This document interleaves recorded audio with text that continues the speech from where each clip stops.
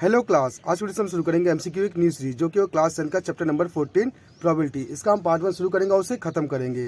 तो देखिए पार्ट 1 में कौन कौन सवाल हमारे इंक्लूड है। तो देखिए इसका पहला सवाल क्या कह रहा है, ये कहेगा the probability of event equal to zero.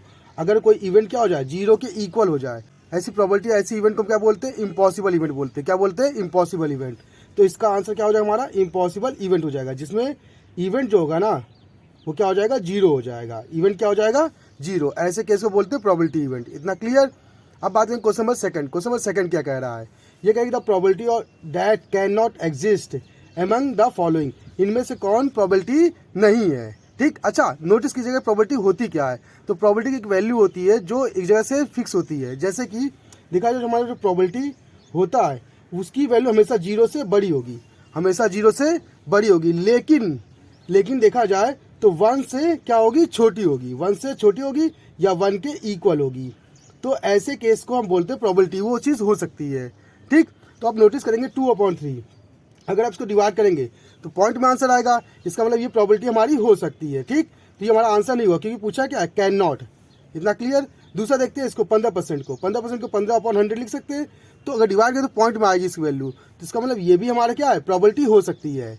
इसके बाद डी की बात करते हैं 0.7, ये हमको देखने को मिल रहा है प्रोबेबिलिटी हो सकती है। क्यों, क्योंकि जीरो से बड़ी है इसकी वैल्यू। इतना क्लियर। लेकिन इसको देखिए ध्यान से, इसकी वैल्यू निगेटिव में है। ठीक ना, अगर निगेटिव में है तो इसका मतलब क्या है, जीरो से छोटी है। लेकिन प्रोबेबिलिटी कभी जीरो से छोटी हो नहीं सकती, इसीलिए कह सकते हैं कि हमारा ऑप्शन बी करेक्ट होगा, क्योंकि कैन नॉट पूछा है। इतना क्लियर। अब बात करें question number third. Question number third क्या कह रहा है, ये कह रहा है कि if probability equal to 0.07 then what is the probability of not E. मतलब नहीं होने की प्रोबेबिलिटी बताइए। तो याद रखिएगा, कितनी भी प्रोबेबिलिटी हो, कितनी भी प्रोबेबिलिटी होने की, ना होने की, या 10 प्रोबेबिलिटी, उनका सम हमेशा कितना होगा, 1। क्योंकि प्रोबेबिलिटी की वैल्यू कभी 1 से बड़ी हो ही नहीं सकती, याद है, कभी उससे बड़ी नहीं होगी। तो आप कह सकते हैं probability of event plus probability of not E, इसकी वैल्यू क्या होगी, 1 होगी, इनको जोड़ने पे। इतना क्लियर। और इसकी वैल्यू कितनी दी है, 0.07। तो 0.07 प्लस पी नॉट ई, और हमें यही निकालना है, इक्वल टू 1। ये प्लस का हो जाएगा तो मास का, तो 1 मास क्या आएगा, 0.07, और मास करेंगे तो मास करने कितना मिलेगा, 0.93। ये हमारा आंसर आ जाएगा। ठीक, तो इससे हमारा ऑप्शन कौन सा, ऑप्शन ए करेक्ट हो जाएगा। अब बात करें क्वेश्चन नंबर 4। क्वेश्चन नंबर 4 क्या कह रहा है, ये कह रहा है कि एक बैग है जिसमें 3 रेड बॉल है। एक बैग बना लेते हैं, इसके लिए कितनी बॉल है, 3 रेड। ये रेड बॉल है, ठीक ना हमारी। उसका बोला है 5 ग्रीन बॉल है।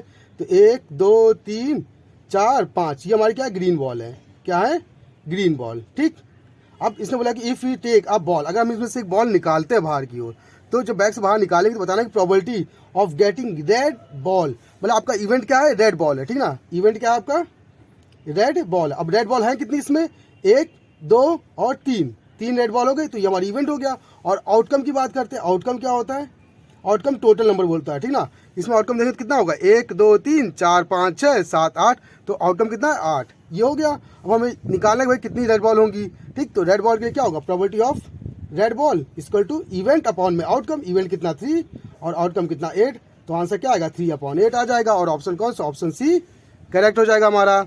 अब बात करें क्वेश्चन नंबर 5। क्वेश्चन नंबर 5 क्या कह रहा है, ये कह रहा है कि आ डाइस, एक डाइस को उछाला जाता है हवे में। ठीक है, probability of getting odd number.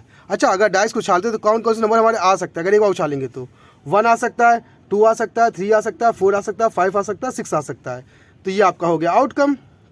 ये क्या हो गया, आउटकम। आउटकम टोटल कितने, 6 है। इतना क्लियर। अब पूछा कि इवेंट की बारी, इवेंट पूछा है क्या चाहिए हमको, ऑड नंबर चाहिए। अब ऑड नंबर कितने हैं इसमें, देखिए 3 है, 1 है और 5 है, मतलब 3 हमारे क्या है, ऑड नंबर है। तो इवेंट हमारा कितना हो गया, 3 हो गया। अब देखिए इवेंट और आउटकम, हमें प्रोबेबिलिटी निकालनी, तो प्रोबेबिलिटी ऑफ ऑड नंबर क्या होगा, इवेंट अपॉन आउटकम। इवेंट कितना 3, आउटकम कितना 6, काटेंगे कितना आएगा 1/2। तो आंसर क्या आएगा 1/2। और आंसर कौन सा, ऑप्शन कौन सा, ऑप्शन ए करेक्ट हो जाएगा हमारा। ठीक, अब बात करें क्वेश्चन नंबर 6। क्वेश्चन नंबर 6 क्या कह रहा है, ये कह रहा है कि इफ वी थ्रो, अगर हम थ्रो करते हैं 2 कॉइन्स को हवे में, तो प्रोबेबिलिटी निकालनी है बोथ टेल आने की। तो देखिए अगर आपने एक सिक्का लिया, उसको छाला, तो पहली बार क्या आएगा, हेड आ गया मान लीजिए, फिर दूसरी बार फिर छाला तो क्या आ गया, टेल आ गया। तो आपका एक ये चीज़ आ सकती है। दूसरा अगर देखा जाए, फिर आपने पहले उछाला तो आपका क्या आ गया, हेड आ गया, और दूसरा उछाला फिर से आपका क्या आ गया, हेड आ गया। इतना क्लियर। अब फिर से नेक्स्ट बार देखते हैं, नया ट्राई करके। इस बार उछाला क्या आया, टेल आया, और फिर इस बार उछाला तो क्या आया, हेड आ गया। तो ये हो गया। और फिर लास्ट टाइम उछाल देखते हैं, देखिए इसमें उछालें क्या आएगा, टेल आ गया, और दूसरा उछाला तभी क्या आ गया हमारा, टेल आ गया। तो आप देख सकते हैं कि आपके इतने आउटकम बन सकते हैं। तो आउटकम कितना, 1 2 3 4। और इवेंट पूछ क्या रहा है, इवेंट किसके लिए, कहाँ गया, गेटिंग टेल, टेल आने के दोनों केसेस में। तो दोनों केसेस में टेल कितनी बार आ रहा है, एक बार आ रहा है, और आउटकम कितना है, 4। तो प्रोबेबिलिटी इक्वल टू क्या होता है, इवेंट अपॉन आउटकम, इवेंट कितना 1 और आउटकम टोटल कितना 4। तो आंसर क्या आएगा 1/4, और ऑप्शन कौन सा, ऑप्शन बी करेक्ट हो जाएगा। अब बात करें क्वेश्चन नंबर 7। क्वेश्चन नंबर 7 क्या कह रहा है, ये कह रहा है कि एक कार्ड है, ड्रॉ किया जा रहा है किसमें से, 52 कार्ड्स में से। अगर 52 कार्ड में से लिया जा रहा है तो इसका मतलब यही हमारा क्या हो गया, आउट कम हो गया। इतना क्लियर। अब फाइंड करना probability of getting queen card. अब क्वीन की कितनी कार्ड होती हैं, तो हम सोच देखिए हर कार्ड 4 होते हैं, ठीक ना, किंग क्वीन जैक 10 9 8 जितने भी कार्ड होंगे सब कितने होते हैं, 4 के होते हैं। तो क्वीन भी हमारी कितनी होगी, 4 होगी। तो आपका इवेंट कितना हुआ 4 और आउटकम कितना 52। तो बस निकाल लीजिए प्रोबेबिलिटी इक्वल टू क्या होता है, इवेंट अपॉन आउटकम, इवेंट 4 है और आउटकम कितना 52, काटेंगे तो कितना आएगा 1/13। तो आंसर क्या आएगा 1/13। तो प्रोबेबिलिटी क्या आ गई 1/13 आ गया, और ऑप्शन कौन सा, ऑप्शन बी करेक्ट हो गया। अब बात करें क्वेश्चन नंबर 8। क्वेश्चन नंबर 8 क्या कह रहा है, ये कह रहा है कि एक फिश टैंक है, ठीक है ना, जिसमें 5 मेल है और 8 फीमेल है। या देखिए 5 मेल और 8 फीमेल। तो एक जार बना हुआ है मछली वाला, एक्वेरियम वाला, उसमें 5 क्या है, मेल है और 8 क्या फीमेल है। इतना क्लियर। अब प्रोबेबिलिटी निकालनी किसकी, इसमें से एक मछली बाहर निकाली जाती है और आए कौन सी, मेल मछली आए ना। तो मेल इवेंट हमारा क्या हो गया, मेल मछली क्या हो गया। तो मेल मछली देखा जाए कितना है, हमारी 5 है, तो इवेंट हमारी कितनी हो गए, 5 हो गए। इतना क्लियर। अब बात करेंगे आउटकम की। आउटकम क्या होता है भाई, इस जार में से निकाल लो ना, तो इसमें देखा जाए टोटल कितनी मछलियाँ हैं, 8 5 13, टोटल कितनी मछलियाँ, 13 मछलियाँ हैं। तो आउटकम 13 हो गया। प्रोबेबिलिटी निकालनी, तो प्रोबेबिलिटी क्या होता है, इवेंट अपॉन आउटकम।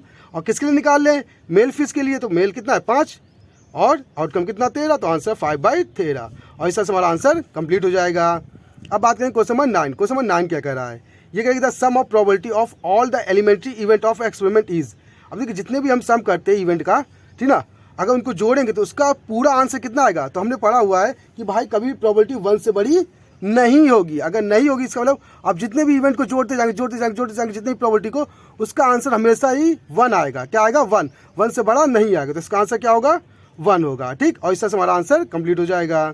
अब बात करें क्वेश्चन नंबर 10, जो कि लास्ट क्वेश्चन हमारा। ये क्या कह रहा है, ये कह रहा है कि if an event can not, अगर कोई इवेंट हो ही नहीं रहा है, बात सुनिएगा, अगर कोई इवेंट हो ही नहीं रहा है तो देन प्रोबेबिलिटी इज, तो प्रोबेबिलिटी क्या होगी, अगर कोई इवेंट होगा ही नहीं तो उस केस में हमारा इवेंट क्या होगा 0 होगा। और अगर इवेंट 0 हो तो प्रोबेबिलिटी भी हमारी क्या हो जाएगी 0 हो जाएगा। तो इस तरह से हमारा आंसर क्या आएगा 0 आएगा। और इस तरह से हमारे ये सारे क्वेश्चन कंप्लीट होते हैं। अगर आपको ये वीडियो अच्छी लगी, इन्फॉर्मेटिव लगी, तो आप हमारे चैनल को सब्सक्राइब भी कर सकते हैं। अगर आपके पास मैथ से जो कोई प्रॉब्लम है तो आप हमारी वीडियो में कमेंट करके हमें बता दीजिएगा, उसका सोल्यूशन हम आपको बता देंगे। तो आज की क्लास के लिए धन्यवाद।